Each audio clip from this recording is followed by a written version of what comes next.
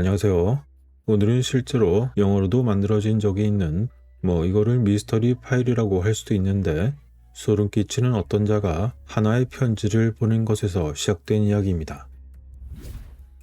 2018년 11월 뉴욕 매거진은 미스터리하고 위협적인 하나의 이야기를 출판했습니다. 그것은 알 수 없는 누군가가 편지를 보내면서 스토킹을 당하게 되는 뉴저지 가족의 연대기를 다룬 내용인 글이었습니다. 나중에 이 내용은 넷플릭스 시리즈로 만들어지기도 했는데 대략적인 이야기는 다음과 같습니다. 2014년 6월 어느 날 밤, 데릭 프로더스라는 사람은 뉴저지주 웨스트필드에 있는 자신의 새 집에서 그림 그리기를 막 마치고 우편물을 확인하기 위해 밖으로 나갔습니다.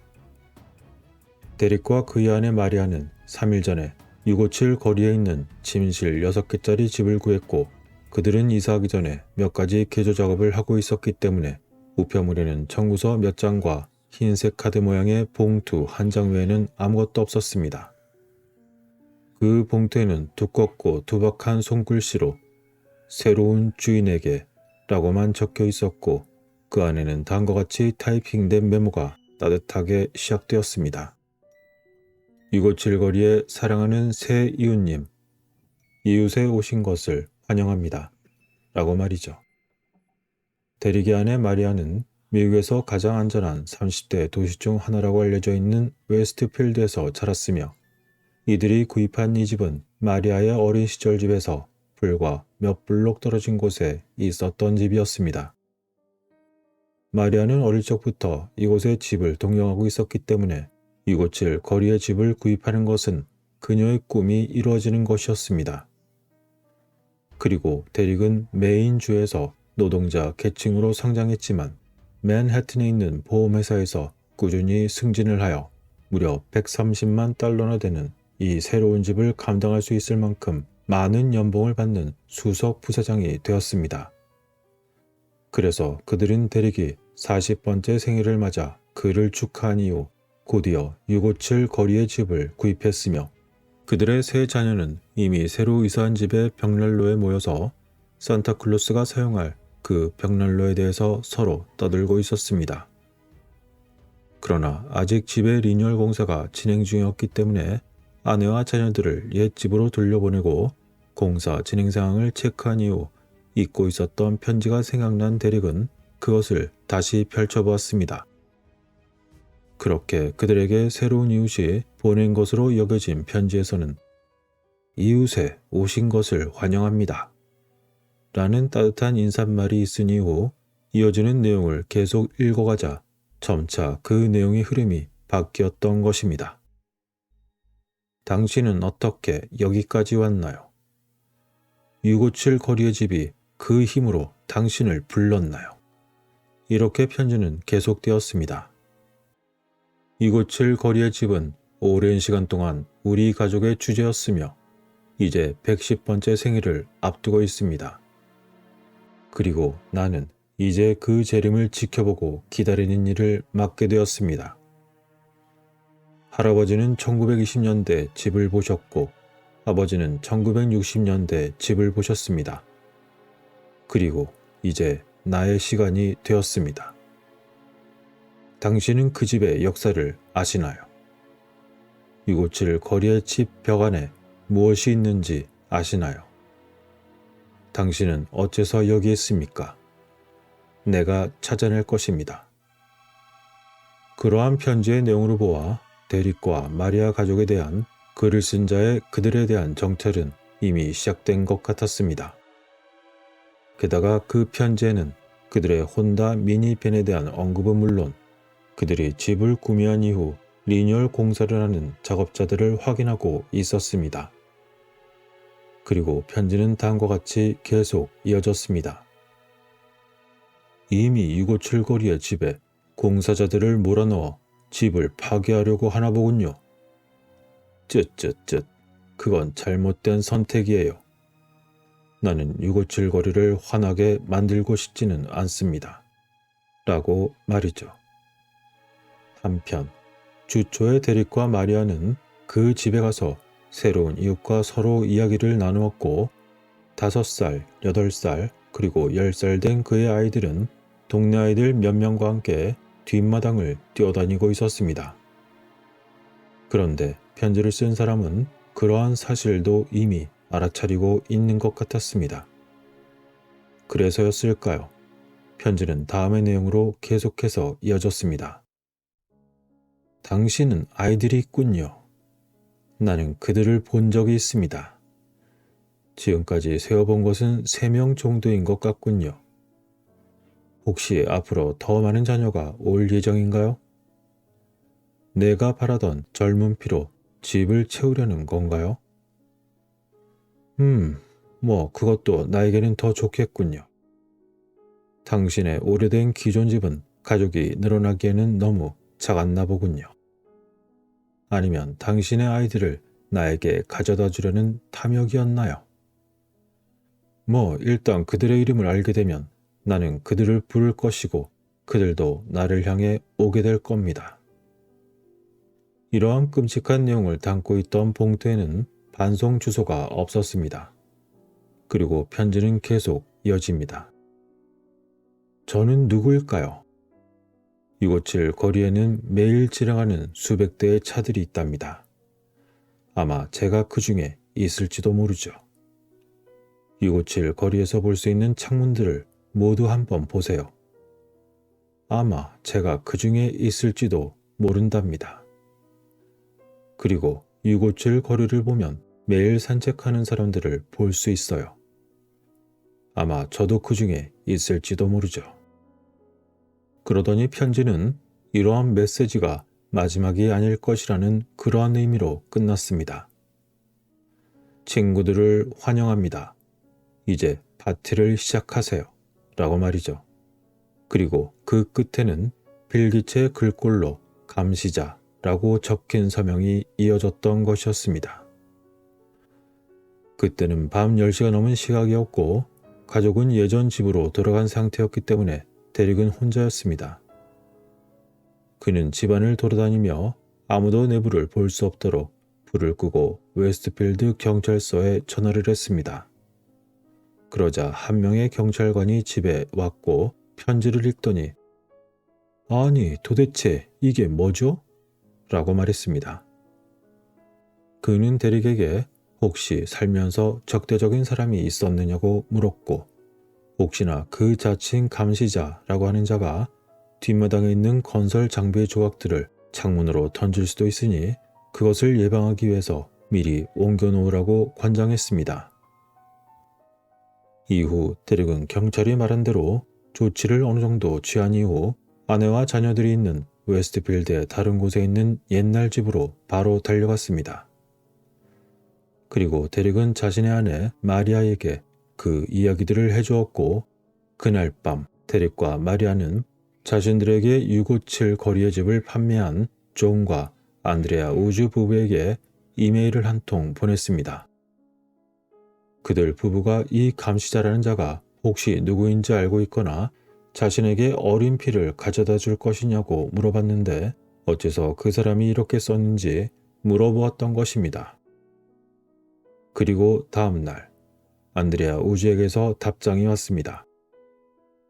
그들은 자신들이 집을 판매하고 난 뒤 그 집에서 이사하기 며칠 전 우즈 부부 또한 그 감시자라는 사람으로부터 한 통의 편지를 받았다는 것이었습니다.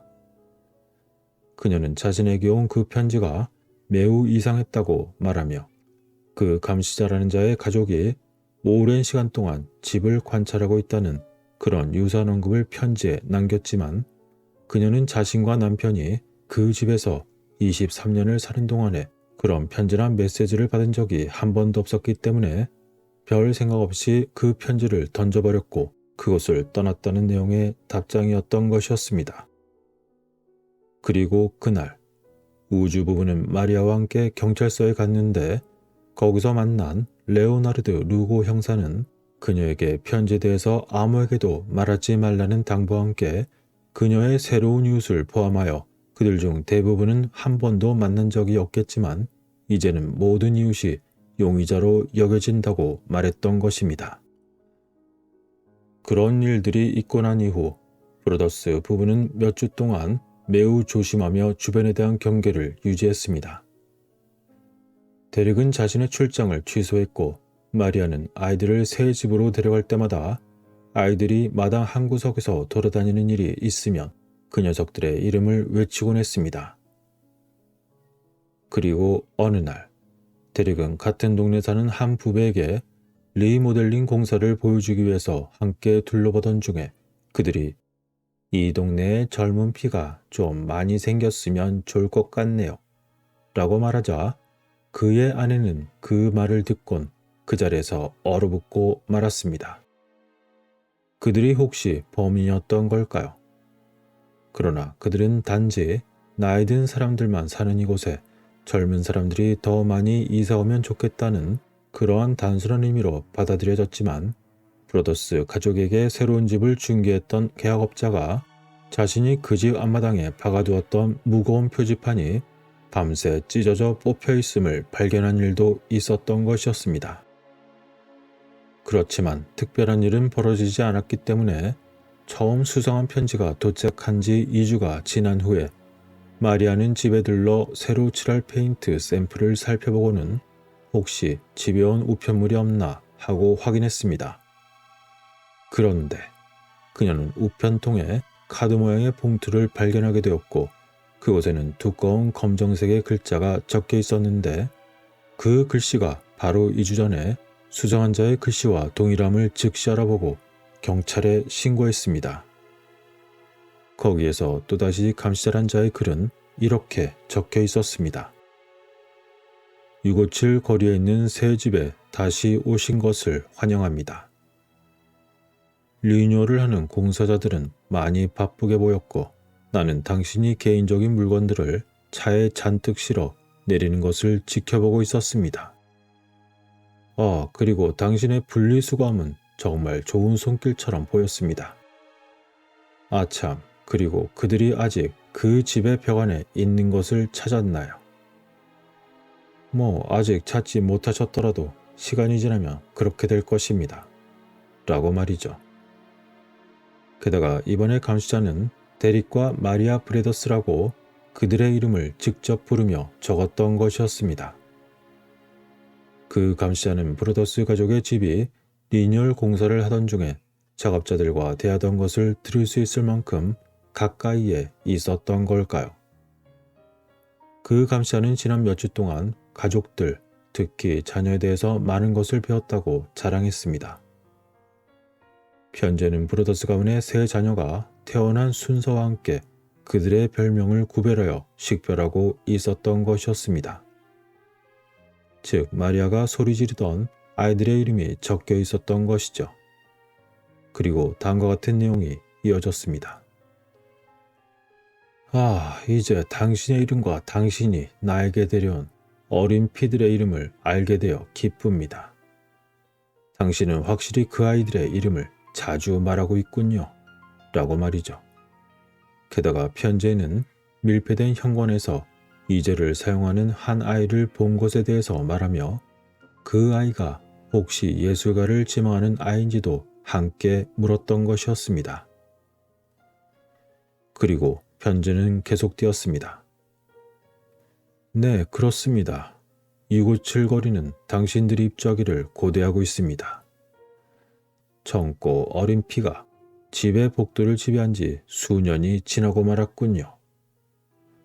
그런데 혹시 그 안에 담긴 비밀을 모두 찾으셨나요? 그리고 그 어린 피들이 지하실에서 놀게 될까요? 아니면 혼자 내려가는 것을 너무 두려워하는 걸까요? 만일 내가 그들이라면 정말 매우 두려울 것 같군요. 왜냐하면 그곳은 집의 다른 곳과는 멀리 떨어져 있기 때문입니다.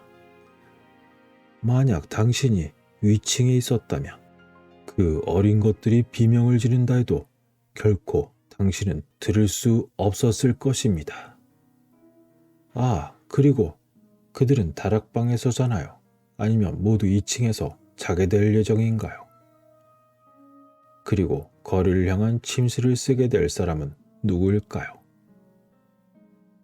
이 모든 건 당신이 이사를 오자마자 즉시 알 수 있겠죠. 누가 어느 침실에 있는지 아는데 큰 도움이 될 테니 말입니다. 그러면 더 나은 계획을 세울 수 있지 않겠습니까? 게다가 657 거리의 모든 창문과 그 문들은 당신이 집안에서 움직이는 동안에 그 모든 것을 지켜보고 그것을 추적할 수 있게 해줄 겁니다. 그럼 나는 누구일까요? 나는 감시자입니다. 지금까지 수십 년간 대부분의 657 거리를 통제해왔습니다. 그리고 이제 우주 가족이 당신에게 그것을 넘겨주었지요. 이제 그들이 떠날 시간이 되었기 때문에 그들은 친절하게 당신에게 그 집을 팔아주었답니다. 나는 하루에도 여러 번 그곳을 지나가고 있습니다. 657 거리는 나의 직업이자 삶이며 집착입니다. 그리고 이제 브로더스 가족도 그렇습니다. 당신의 탐욕의 산물에 오신 것을 정말 환영합니다.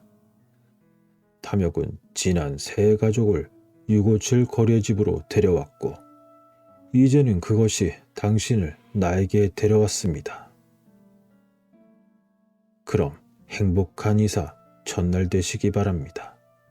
내가 당신들을 항상 지켜보고 있을 것이라는 걸 당신도 알지 않습니까?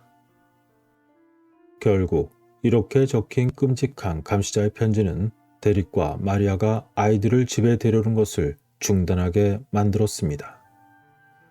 그들은 자신들이 언제 이사를 해야 할지 확신할 수 없었습니다. 그리고 그렇게 몇 주가 지나던 어느 날, 또다시 세 번째 편지가 도착했습니다. 어디로 가신 건가요? 657 거리가 당신을 그리워하고 있습니다. 라는 내용으로 말이죠. 많은 웨스트필드 주민들은 자신들의 마을을 앤디 그리피스 쇼의 목가적인 배경인 메이베리에 비유하곤 합니다. 그곳은 새로운 이웃이 올 때 환영 인사로 여러분을 맞이할 수 있는 그런 장소를 일컫는 곳입니다. 웨스트필드는 뉴욕에서 45분 거리에 있었고 이 도시의 주민 약 3만 명은 대부분 부유한 가족들입니다. 블룸버그에서는 이러한 웨스트필드를 미국에서 99번째로 부유한 도시로 선정했지만 뉴저지에서는 18번째로 부유한 도시였습니다.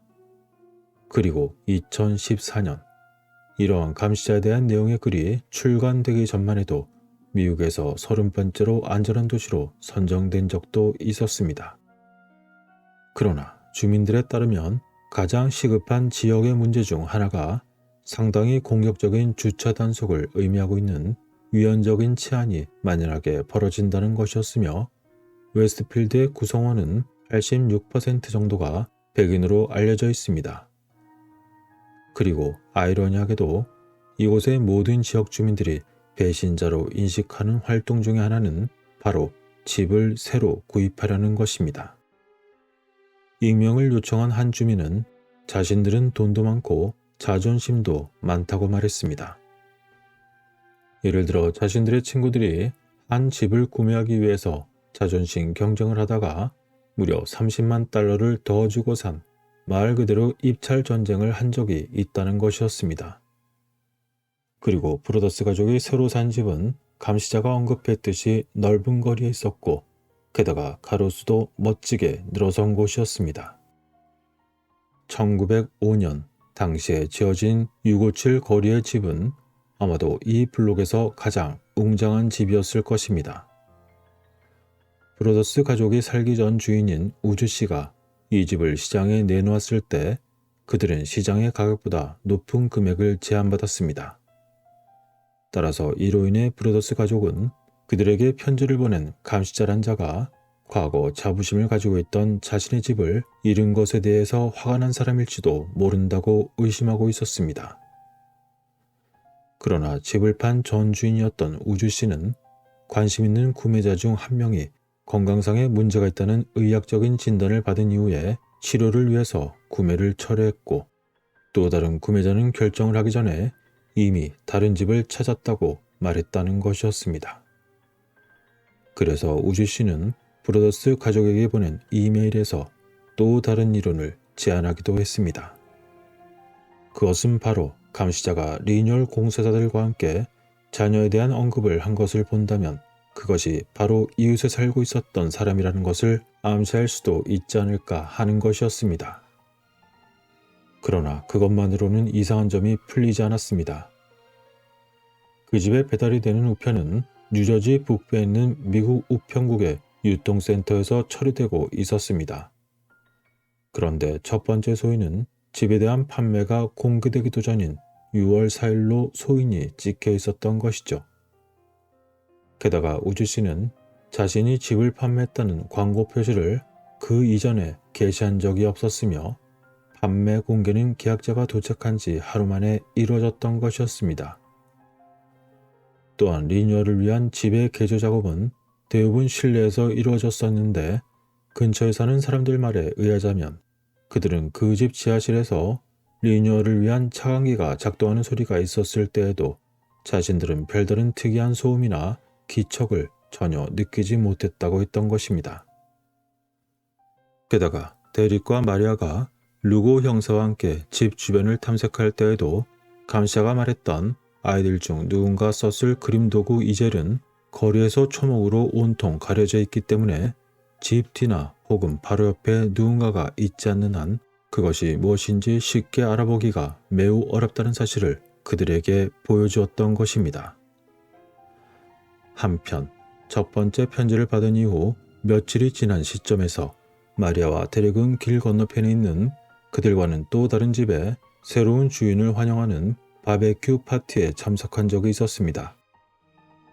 그러나 브로더스 가족은 경찰의 지시에 따라서 문제의 감시자에 대해서 그 누구에게도 말하지 않았으며 용의자가 있을 것으로 예상되는 사람들 속에서도 계속 아이들을 감시하면서 단서를 찾기 위해 파티하는 내내 모두 감시하고 있었습니다. 마리아가 당시 상황을 말하길 우리는 아이들에게 가까이 있으라고 계속 소리를 질렀답니다. 사람들은 아마 우리 부부가 미쳤다고 생각했을 거예요. 라고 말이죠. 이처럼 심한 정신적인 압박을 느끼던 브로더스 가족. 그들을 괴롭히던 범인은 과연 누구였을까요? 이후 여러 추리 과정이 동반된 남은 이야기는 다음에 이어서 하도록 하겠습니다. 끝까지 시청해주셔서 감사합니다.